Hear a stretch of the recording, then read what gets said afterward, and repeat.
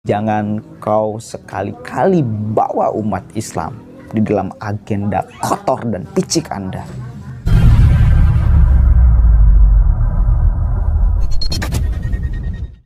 Assalamualaikum warahmatullahi wabarakatuh. Hamdan syukran lillah amma ba'd.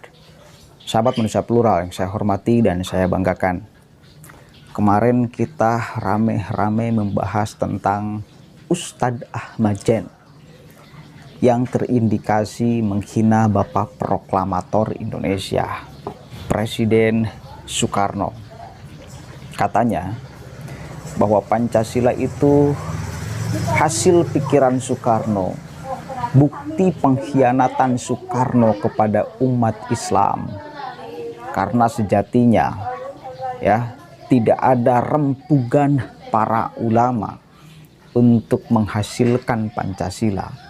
Itu hanya idenya Bung Karno saja. Saya kecam dan saya yakin banyak orang juga yang ikut mengecam. Karena fakta sejarah ini sudah kita tidak bisa tutupi sama-sama. Itu sebagian daripada fakta sejarah. Anda yakin nggak kalau memang itu hasil hanya pikiran Soekarno tanpa melibatkan tokoh-tokoh Islam? Kemudian NU nerima saja sampai hari ini. Kemudian Muhammadiyah sampai detik ini tidak ada yang protes. Dan masih banyak lagi golongan yang kemudian sama-sama sepakat terhadap Pancasila. Kalau itu hanya hasil pikiran Bung Karno. Kata dia, itu pengkhianatan. Menurut saya dan saya kira menurut banyak orang lain, itu hasil pikiran brilian Bung Karno. Itu sekali lagi, itu hasil pikiran yang brilian Bung Karno. Saya tidak akan membahas PDIP-nya karena PDIP dan Bung Karno menurut saya itu dua hal yang berbeda. Nah, kasus Ahmad Jen ini masih belum ada kelanjutannya, belum ada kelanjutannya. Sekarang bermunculan pembelaan terhadap Ahmad Jen. Kata mereka yang sama-sama punya karakter yang sama. Misal di channel Mimbar Tube ada Khozinuddin. Kita tahu sama-sama siapa dia. Orang yang juga sama menyodorkan proposal khilafah kepada Mahfud MD. Yang Mahfud MD pada saat itu menjawab, silahkan aja diskusikan dulu dengan NU. Silahkan aja diskusikan dulu dengan Muhammadiyah. Baru proposalnya bawa ke sini. Itu jawaban Mahfud MD. Mereka menggeruduk. Artinya apa? Mereka sama, punya cita-cita yang sama, ingin mendekatkan khilafah seperti ceramah-ceramah Ahmad Jen. Nah, Khozinuddin ini yang katanya sebagai pengacara, dia nulis sembarangan sekali sih bagi saya. Tapi nggak tahu, kita akan lihat nanti ke depannya seperti apa, karena anggapan dia bahwa ketika PDIP melaporkan Ahmad Jen itu bagian daripada kriminalisasi ulama. Itu sebetulnya narasi yang sudah nggak asing Ketika ada seseorang yang ditangkap atau diproses karena melakukan kesalahan dan seseorang itu berprofesi sebagai orang yang suka ngajar, ngawuruh, katakan ulama, maka mereka katakan ini sebagai kriminalisasi ulama. Padahal menurut saya hukum itu harus tegak di atas profesi apapun.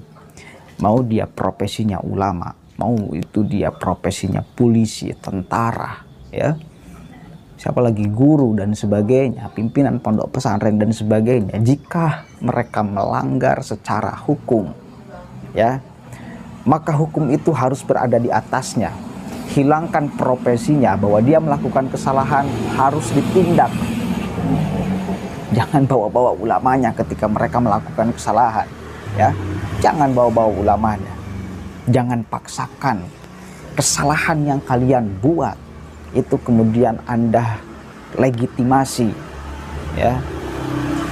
dengan nama ulama supaya masyarakat tetap menganggap bahwa Anda adalah benar.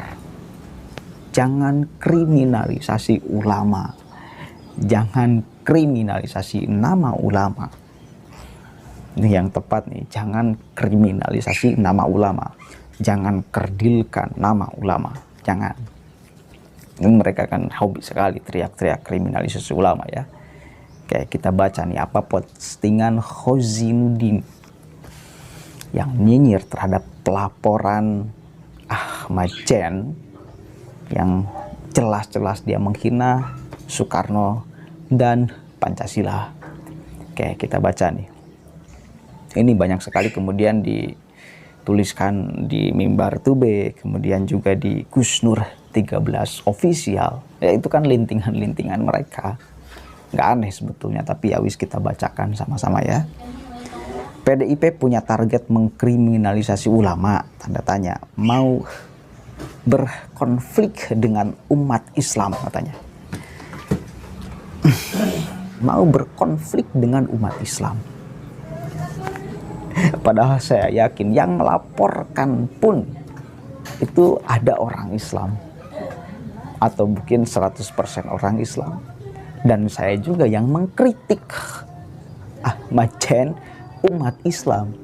Jadi jangan kau sekali-kali bawa umat Islam di dalam agenda kotor dan picik Anda. Itu peringatan pertama ya, karena dia jelas-jelas mengatakan mau berkonflik dengan umat Islam. Enggak, saya kira bukan berkonflik dengan umat Islam. Kalau mau dikatakan mau berkonflik dengan kelompok Anda ya wes lah, wajar, gak apa-apa. Tapi kalau Anda mengklaim-klaim umat Islam, dan saya juga umat Islam, dan banyak sekali juga orang Islam yang tidak satu pikiran dengan kalian, kemudian Anda klaim, maka ini kurang ajar bagi saya. Oke, lanjut nih, oleh Ahmad Khozinuddin SH. Advokat. PDI Perjuangan Jawa Barat dikabarkan melaporkan Jas Hendrawan, pemilik akun TikTok Jas Hendrawan, ke Polda Jawa Barat. Tak hanya itu, PDI Perjuangan Jawa Barat melalui bantuan hukum dan advokat rakyat dan Baitul Muslimin Indonesia juga melaporkan seorang ulama bernama Kiai Haji Ahmad Zainuddin.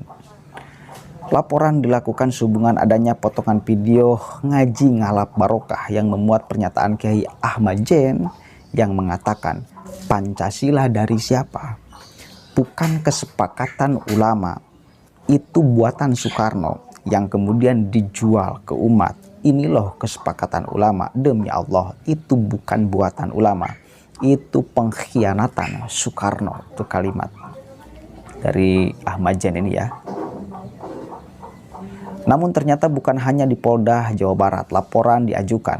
Kemarin, pada hari Rabu, Badan Bantuan Hukum PDIP DKI Jakarta juga kembali melaporkan Kiai Haji Ahmad Zainuddin. Kepala Bantuan Hukum dan Advokasi Rakyat PDIP Jakarta, Martin Pasaribu, mengatakan laporan dibuat berkaitan dengan pernyataan Ahmad yang menyinggung soal Soekarno dan Pancasila. Videonya sudah tayang di platform YouTube. Dalam tulisan sebelumnya, penulis sudah menyampaikan bahwa video tersebut adalah potongan dari video pengajian yang berdurasi lebih dari 3 jam. Ada pembacaan ayat Al-Quran, pembacaan sholawat, dan penyampaian ceramah dari sejumlah tokoh, diakhiri dengan doa. Potongan video tersebut hanya satu pajel dari rangkaian penyampaian dakwah. Melaporkan ulama hanya bermodal potongan video, selain membuat makna pengajian yang luas menjadi sempit, seolah hanya sekedar membahas Soekarno, juga ada tendensi kebencian dan permusuhan terhadap ulama dan aktivis dakwah Islam. Padahal di dalam ceramahnya Kiai Ahmad Jen juga menyampaikan dakwah sebagaimana syariat Islam dapat mengatasi seluruh problematika umat. Namun, jika perkara ini ditindaklanjuti oleh polisi, maka perkara ini akan menjadi ajang penjelasan kepada umat bahwa PDIP partai anti ulama dan gemar melakukan kriminalisasi terhadap ulama. Kasus ini jelas akan berdampak pada melorotnya elektabilitas PDIP di saat partai butuh penguatan basis dukungan umat Islam menjelang pemilu 2024. Jadi intinya dia ngancem-ngancem bahwa ini akan menurunkan elektabilitas partai PDIP. Bagi saya enggak juga. Bagi saya enggak juga. Misal, contoh satu aja, NU dari dulu melawan habis-habisan kelompok-kelompok yang terus berteriak ingin menerapkan khilafah. Sampai sekarang, siapa yang hancur lebur?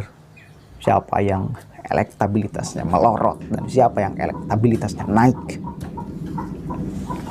Siapa yang hancur? Enggak tuh. Salah satu yang harus dilawan memang Ahmad Jen. Kita tahu sama-sama bagaimana pernyataan-pernyataan dia tentang khilafah dan Pancasila. Beredar luas. Saya kira satu kali lagi saya katakan, salah satu yang memang harus dilawan itu Ahmad Jen. Terlalu kurang ajar dan biadab pernyataan-pernyataannya ya. Jangan ancam-ancam. Ini ancam-ancam nih ya. Jujur nih. Dakwah yang disampaikan oleh Kiai Haji Ahmad Zainuddin adalah aktivitas yang dijamin konstitusi, mengingat dalam ketentuan pasal 28 dan 29 Undang-Undang 1945 ditegaskan bahwa negara telah menjamin kebebasan berpendapat, beragama, dan beribadah sesuai dengan keyakinannya. Ceramah dalam agenda ngaji ngalap berkah adalah aktivitas dakwah yang bernilai ibadah dalam keyakinan agama Islam. Adapun soal pendapat dan kritik Soekarno pengkhianat, Soekarno mandor, Romusa sudah biasa menjadi bahan diskusi publik, termasuk soal pengkhianatan Soekarno pada rakyat Aceh. Berikut ini contoh berbagai bentuk pemberitaan yang mengabarkan adanya pengkhianatan Soekarno. Di antaranya ini banyak sekali, kemudian mereka mencantumkan berita ya. Dan masih banyak lagi. Pandangan soal Soekarno pengkhianat juga dapat diambil kesimpulannya pada saat Piagam Jakarta tanggal 22 Juni 1945 dikesampingkan. Penghapusan penerapan syariat Islam dan penetapan sepihak Pancasila 18 Agustus 1945 yang menghapus syariat Islam dalam konstitusi negara. Diskusi dan pendapat semacam ini biasa, media juga banyak yang mengabarkannya. Faktanya, media yang memberitakan pengkhianatan Soekarno tidak ditangkap karena mengedarkan hoax. Seluruh media yang menyampaikan pandangan soal pengkhianatan Soekarno tetap aman karena konstitusi menjamin kebebasan berpendapat. Lalu atas dasar apa PDIP Jakarta melaporkan materi dakwah Kiai Haji Ahmad Zainuddin? Kalau tidak terima Soekarno disebut pengkhianat, kenapa hanya melaporkan ulama? Kenapa media yang banyak menyebarkan kabar soal pandangan Soekarno pengkhianat tidak dilaporkan? Bukankah semua itu mengkonfirmasi PDIP anti ulama dan anti dakwah Islam? Oke, menurut kalian seperti apa? Dia menyodorkan berita-berita yang juga sama, membicarakan tentang pengkhianatan Soekarno. Tapi ya wislah. Tapi bagi saya ini harus dibawa dulu ke meja hukum agar jelas dan terang benderang siapa yang berkhianat di sini, siapa yang menyebarkan hoax di sini, siapa yang menyebarkan informasi miring dan provokasi di sini ya. Tapi saya masih percaya bahwa apa yang diberitakan ini tidak sesuai dengan faktanya. Karena kalau memang Soekarno berkhianat urusan Pancasila khususnya ideologi negara, maka sedari dulu Indonesia tidak akan berdiri dan Pancasila tidak akan diterima oleh semua orang. Itu logika sangat sederhana sekali. Dan sekarang banyak ulama yang membela Pancasila. Ini bukti bahwa Pancasila memang diterima oleh semua orang. Ini bukti bahwa Pancasila bukan hanya hasil pikiran Soekarno, tapi hasil pikiran semua ulama, semua golongan dari berbagai ras, suku, dan agama. Assalamualaikum warahmatullahi wabarakatuh.